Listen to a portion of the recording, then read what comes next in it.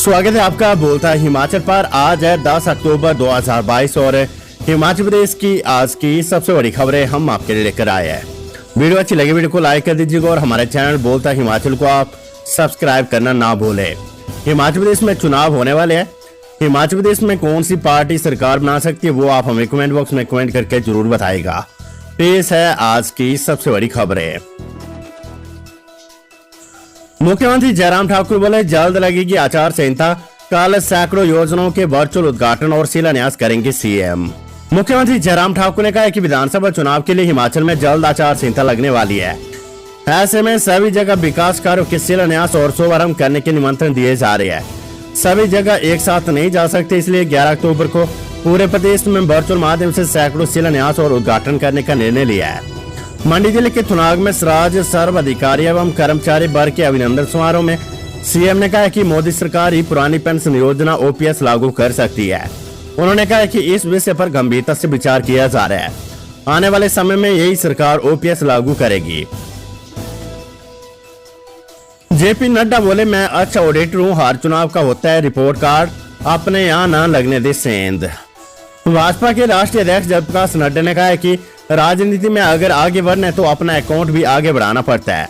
मैं एक अच्छा ऑडिटर हूँ, जब किसी से बात करता हूँ तो ऑडिट करके बात करता हूँ। उन्होंने कहा कि हर चुनाव का अपना एक रिपोर्ट कार्ड होता है। ऐसे में सभी चुने हुए भाजपा समर्थित प्रतिनिधि सुनिश्चित करें कि आपके इलाके में सेंध ना लगे। नड्डा रविवार को कांगड़ा और हमीरपुर सांसदीय क्षेत्रों में आयोजित पंच परमेश्वर सम्मेलनों में संबोधन कर रहे थे। कांगड़ा के शाहपुर में कार्यकर्ताओं में जोश भरते उन्होंने कहा कि चुनावी नतीजों के बाद मुझे आप सभी से आंकलन चाहिए कि आपके विधानसभा क्षेत्र में भाजपा को कितने वोट पड़े हैं।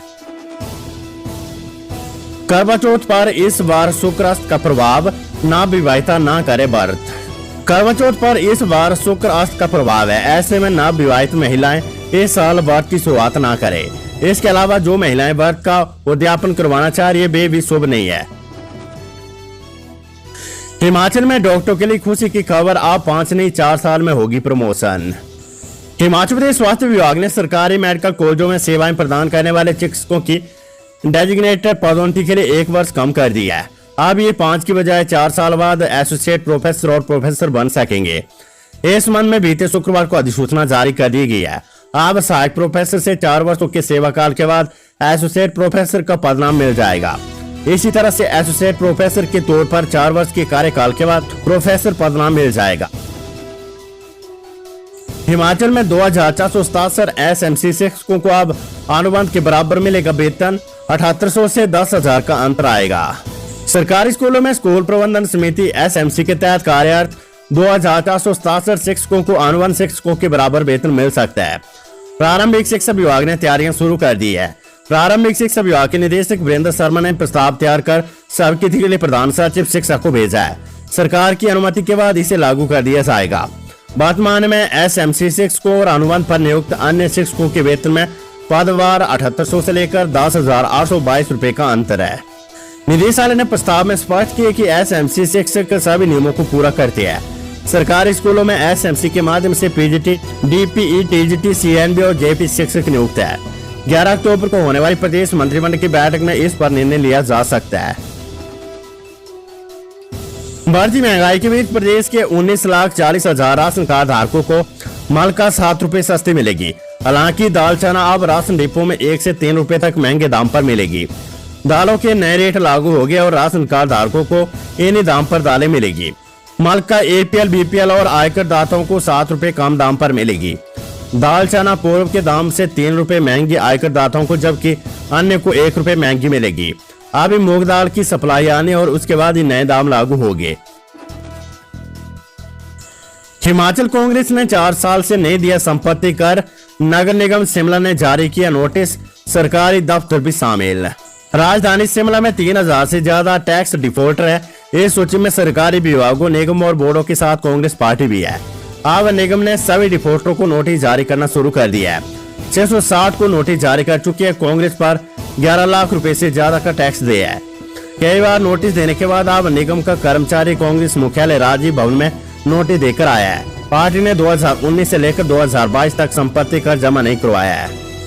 प्रदेश कांग्रेस उपाध्यक्ष नीरज चौहान ने कहा कि टैक्स के रूप में नगर निगम की जितनी भी देनदारी है उन्हें जल्द ही चुकता कर दिया जाएगा। नगर निगम का प्रॉपर्टी टैक्स आय का प्रमुख साधन है। ऐसे में समय पर टैक्स रिकवरी नहीं होने पर निगम को आर्थिक नुकसान होता है। HPPSC एग्जाम JOIT के एक पद के लिए प्रदेश के हजारों युवाओं ने आजमाया भाग्य। हिमाचल प्रदेश कर्मचारी चयन आयोग के माध्यम से रविवार को सुबह के सत्र में इलेक्ट्रीशियन पोस्ट कोड 973 की लिखित परीक्षा का आयोजन किया गया। सरकारी नौकरी के चाहवान हजारों युवाओं ने भाग्य आजमाया है। प्रदेश भर में 60 से अधिक केंद्रों पर लिखित परीक्षा का आयोजन किया गया। जिला स्तर पर लिखित परीक्षा के लिए केंद्र निर्धारित किए गए थे। वहीं शाम के सत्र में junior office assistant IT post code 1000 की लिखित परीक्षा हुई। आयोग को एक पद के लिए 4000 से अधिक आवेदन प्राप्त हुए हैं। जो कि एक पद के लिए भी हजारों ने अपना भाग्य आजमाया है। इसके लिए भी प्रदेश भर में 45 से अधिक परीक्षा केंद्र बनाए गए थे। बड़ी खबर, विद्यार्थियों को इसी महीने दी जाएगी स्वर्ण जयंती मेडल छात्रवृत्ति। स्वर्ण जयंती मेडल छात्रवृत्ति के लिए सूबे के 100 विद्यार्थी चयनित कर लिए गए हैं। प्रारंभिक शिक्षा विभाग ने पात्र विद्यार्थियों के दस्तावेज निदेशालय भेज दिए है। इन विद्यार्थियों के खाते में इसी माह छात्रवृत्ति आएगी। छात्रवृत्ति के लिए SCERT सोलन की ओर से राज्य स्तर पर परीक्षा करवाई गई थी। प्रदेश भर से 370 विद्यार्थियों ने परीक्षा उत्तीर्ण की है। इसका परिणाम 4 माह पूर्व स्वर्ण जयंती मेडल छात्रवृत्ति की वेबसाइट पर घोषित कर दिया गया था। विधानसभा चुनाव, गुजरात की तरह हिमाचल पर भी भाजपा हाईकमान का फोकस। गुजरात की तरह भाजपा हाईकमान ने हिमाचल पर भी फोकस कर दिया है। प्रधानमंत्री नरेंद्र मोदी की 8 दिन के भीतर चंबा में 13 अक्टूबर को दूसरी रैली होने जा रही है। विधानसभा चुनाव के लिए हिमाचल में भाजपा के राष्ट्रीय अध्यक्ष के अलावा कई केंद्रीय मंत्री भी डट गए हैं। केंद्रीय मंत्री अनुराग ठाकुर भी लंबे समय से प्रदेश के जिलों के दौरों पर है। दूसरी ओर कांग्रेस और आम आदमी पार्टी के किसी बड़े नेता ने हाल ही में प्रदेश में कोई बड़ी रैली नहीं की है। विधानसभा चुनाव के लिए भाजपा ने मोर्चेबंदी कर ली है। प्रधानमंत्री नरेंद्र मोदी 5 अक्टूबर को एम्स सहित कई परियोजनाओं को उद्घाटन करने के लिए बिलासपुर आए हैं। अब वे 8 दिन बाद 13 अक्टूबर को फिर हिमाचल आ रहे हैं। भाजपा के राष्ट्रीय अध्यक्ष जगप्रकाश नड्डा भी इन दिनों मोर्चा संभाले हैं। बीएड की खाली 1200 सीटें भरने के लिए 10 से अंतिम राउंड। हिमाचल प्रदेश विश्वविद्यालय से संबंधित प्रदेश भर के बीएड कॉलेजों में 1200 सीटें खाली रह गई है। इन सीटों को भरने के लिए विश्वविद्यालय की ऑनलाइन काउंसलिंग प्रवेश कमेटी 10 अक्टूबर से काउंसलिंग का अंतिम राउंड शुरू करेगी।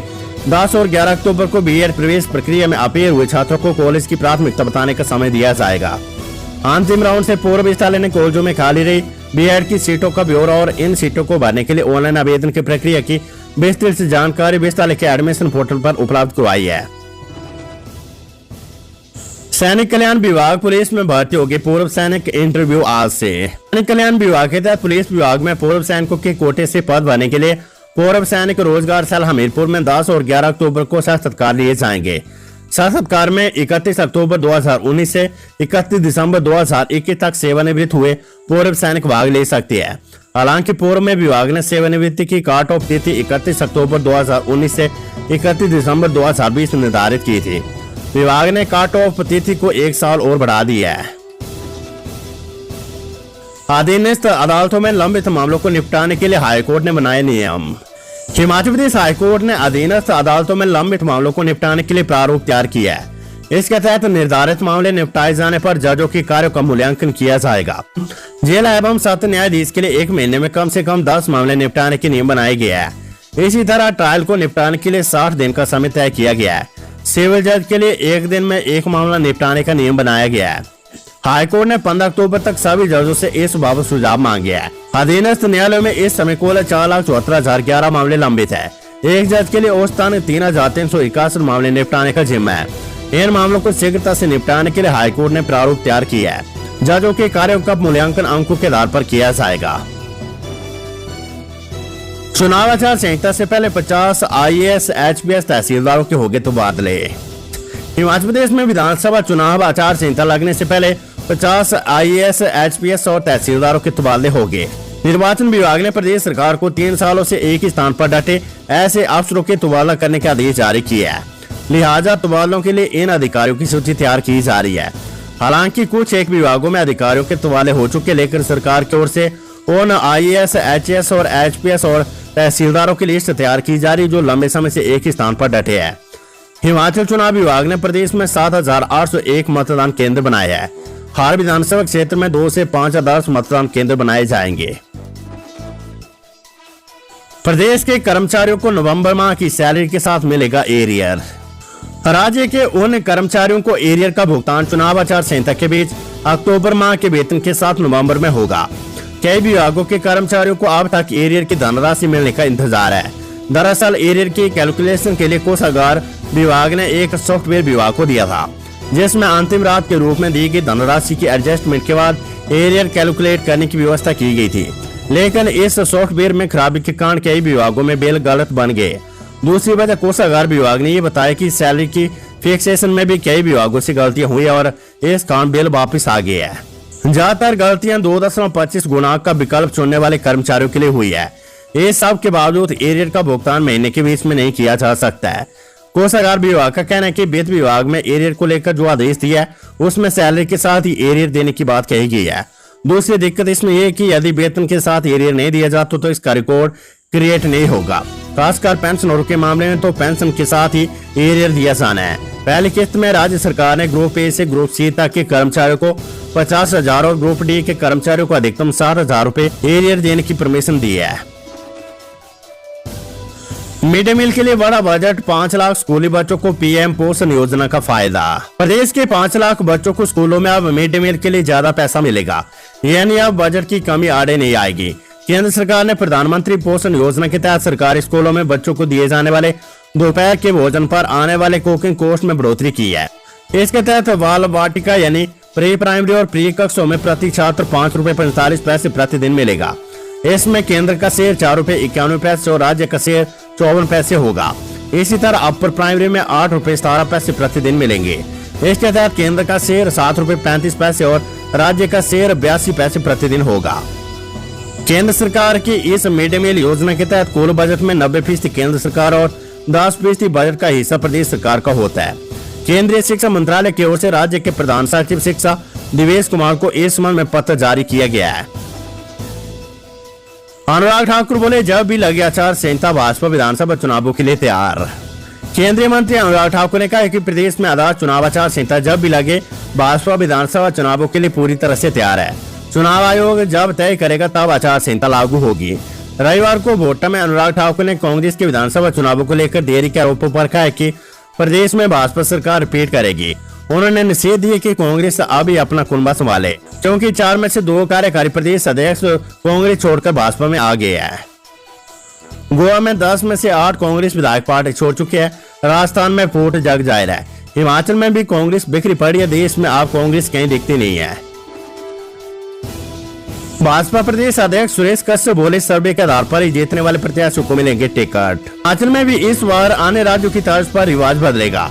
ये बात सांसद एवं प्रदेश भाजपा अध्यक्ष सुरेश कश्यप ने राजगढ़ में पत्रकारों से बातचीत में कही है। उन्होंने कहा कि पार्टी विधानसभा चुनावों में जीतने वाले उम्मीदवारों को ही सर्वे के आधार पर टिकट देगी। प्रधानमंत्री नरेंद्र मोदी ने बिलासपुर में रैली के दौरान चुनावी शंखनाद कर दिया है। भाजपा विधानसभा चुनावों के लिए तैयार है। पीएम मोदी पुनः हिमाचल आ रहे हैं। पारला भुंतर में युवक पर चाकू से हमला, मुंह और सिर पर आई चोटें, मामला दर्ज। जिला कुल्लू के पारला भुंतर में एक दुकानदार पर चाकू से हमला करने का मामला सामने आया है। इस घटना में युवक को सिर, हाथ, मुंह में चोटें आई है। घायल युवक ने इस संबंध में भुंतर थाने में शिकायत दर्ज करवाई है। पीड़ित की शिकायत के आधार पर पुलिस ने आईपीसी की धारा 324, 504 और 34 के तहत मामला दर्ज कर छानबीन शुरू कर दी है।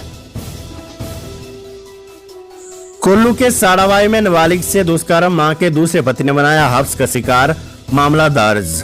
जिला कुल्लू के साड़ावाई में एक नाबालिग लड़की के साथ उसकी मां के दूसरे पति द्वारा दुष्कर्म करने का मामला सामने आया है।